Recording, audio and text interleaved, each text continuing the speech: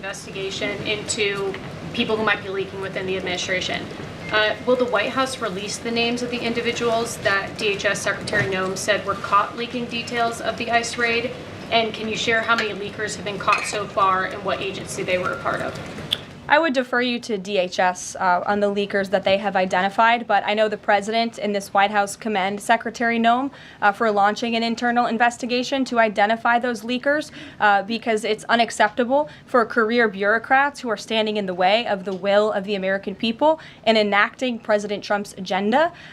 If they don't want to adhere to the will of the 77 million Americans who reelected President Trump, then they should go find another job. And if they continue to leak information, especially information that is critical to protecting Border Patrol agents and ICE agents who are out there doing jobs that not many people are willing to do, putting their lives on the line to protect our national security, then those individuals absolutely should be fired. And this administration is committed to finding them. Sure. Karoline, two questions for you. One related to Guantanamo Bay, the other to the White House Correspondents' Dinner. I wanted to get your response to some Washington Post reporting of the migrants who stayed over at Guantanamo Bay for the last 2 weeks. They told the Post they were rarely let outside. They were shackled and placed in what they described as cages and alleged that they were not treated as human beings. Does the White House have any response to those conditions? At Guantanamo Bay? It's a promise the president campaigned on, that if you invade our nation's borders, if you break our country's laws, and if then you further commit heinous, brutal crimes in the interior of our country, like raping and murdering innocent, law-abiding women and girls, and committing heinous acts of violence, then you are going to be deported from this country, and you may be held at Guantanamo Bay. These are criminals we are talking about. Don't forget that. Sure. So U.S. consumer confidence fell this month the most since August of 2021. What is your message for Americans who are concerned about the impact of things such as tariffs on prices? Yeah, sure. Well, thank you for that question. It's obviously an important one. The president campaigned on reigniting the Trump economy and fixing the mess that was created by the previous administration. We know they created an economic and an inflation nightmare for the American people, and I'm not going to stand up here and lie to you like my predecessor did about the state of our economy. We understand there are people that are hurting, and this administration is wholeheartedly committed to ensuring that those individuals see relief and price reductions and tax cuts and in less regulations that are burdensome on their household and their businesses. And the president and this entire administration are focused on that every day. I can go through the very long list of economic actions this president has taken. I know you work for Bloomberg, so I'm sure you're well aware of them, but I can assure the American people that the president is very much focused on bringing down the cost of living crisis in this country that was created by the previous administration. If I could just have a quick follow-up. Sure. Is the president planning on whipping any votes for support for the House budget vote? And if so, to whom is he making calls? I'm not aware of any calls that he has made. I did talk to the president about his position on this just before coming down here, and he said that he's made it very clear to the Hill what his priorities for a budget are. He's said it to the Speaker of the House. He said it to Leader Thune. The Senate and the House know what President Trump wants and know what the American people want. And so he expects Congress to get it done. He's looking at the proposal from the House. He will also be looking at the proposal that I believe the Senate is drafting up as well. Sure. Thank you. Thank you, Karoline. I have two questions. Does the United States, sorry.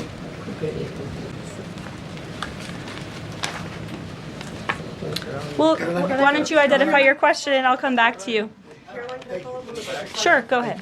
So, what guarantee that Israel will withdraw from Lebanon soil after 2 weeks, as the ceasefire terms indicates?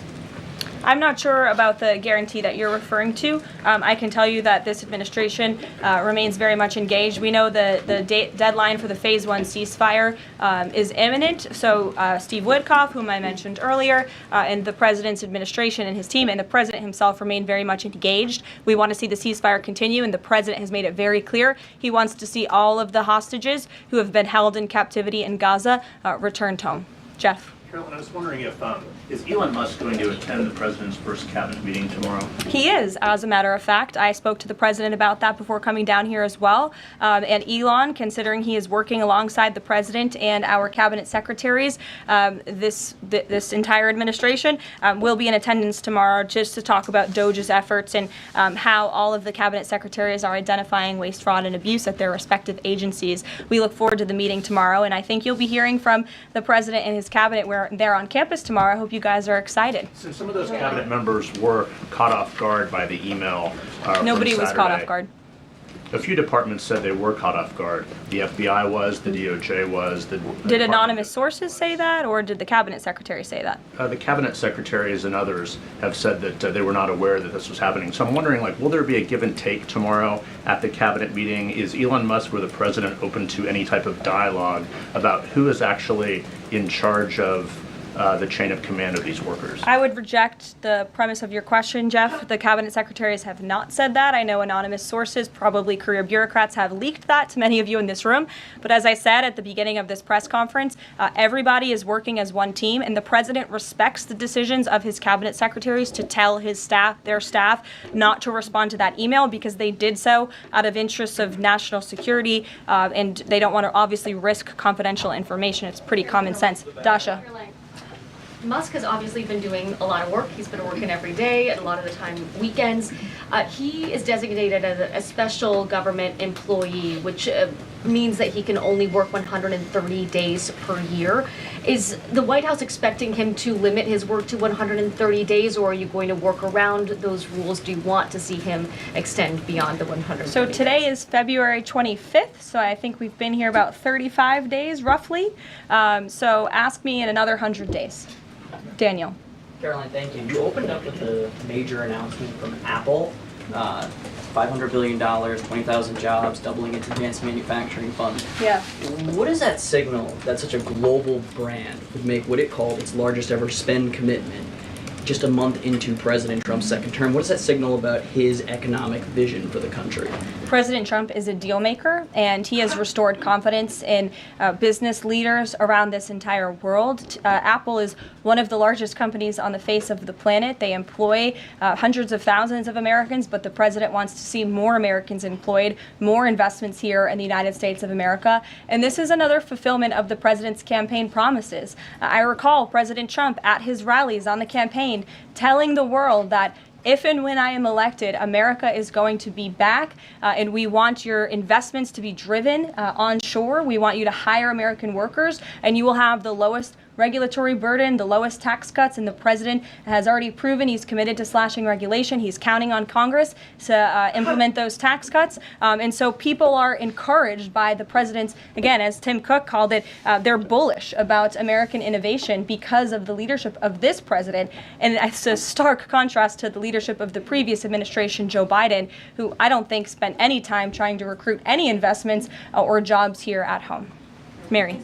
We're hearing from some Republicans who are voicing concerns about how these cuts are being carried out. Congressman McCormick, a Republican from Georgia, tells us he's worried it's too rapid for real people to adapt to. And he says he's concerned that it could come off as discompassionate, in his words, that it could risk undercutting the strong message that he feels you're trying to send about the need to cut government waste. Well, I think that was one comment from one senator, and I think, as I cited in my opening remarks in the poll, the most important people are the American people, and 77% of Americans at home support a full investigation into the waste, fraud, and abuse that the federal government has been spending their tax dollars on. So that's the people the president cares about most, and that's why we're fulfilling this pledge. And again, it should come as no secret to anybody. The president campaigned on doing this. The president yesterday said if you don't respond to this email, you will be fired or semi-fired. What does he mean by that? Again, I've been asked to answer this question 3 times now. It is semi-fired. But it's in the memo. The president again has entrusted his cabinet secretaries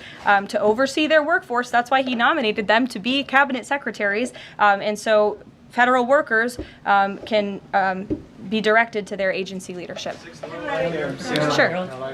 Great, thanks, Karoline. I wanted to ask about a federal judge yesterday was saying that they didn't know who the DOGE administrator was and was asking the lawyer for the administration who it was, and the lawyer responded, I don't know the answer to that. Can you tell us who the administrator of DOGE is? Again, I've been asked and answered this question. Elon Musk is overseeing DOGE. There are No, Elon Musk is a special government employee, which I've also been asked and have answered that question as well.